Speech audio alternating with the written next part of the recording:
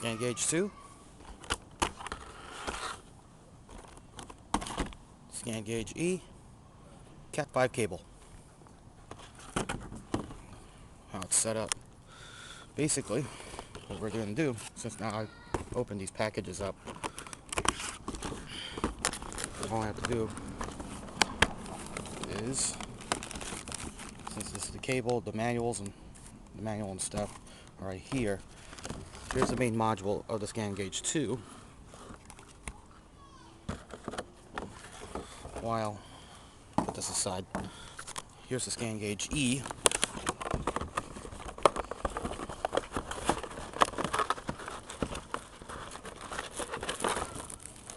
Just mount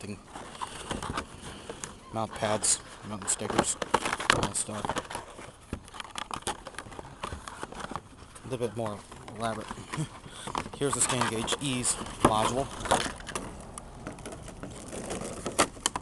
What I'll be doing is using, since the ScanGaugeII has two RJ45 connectors, one on the side and one in the back, I can connect them like this with the I think my provisional connection.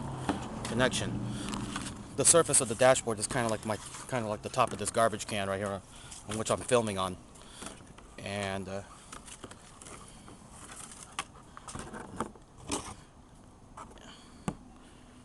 I can do it, and I can have it mounted this way. So here's the OBD2 cable. I got two of these now since I ordered both the ScanGaugeE and the ScanGaugeII. So let's use this Triplite brand shorty cable. On the ScanGaugeE, there's only one RJ45 connection, and it's on the back. This is how I'm going to, and this is how it's connected. So basically, this one has to be a bit contorted. So when mounting to the back part of this, so this is not final. This is not my final position, since I'm only doing this on a makeshift workbench, being my / garbage can. So it don't look pretty right now, and gonna mount and have it mounted on the dashboard as soon as I can get this for the next video.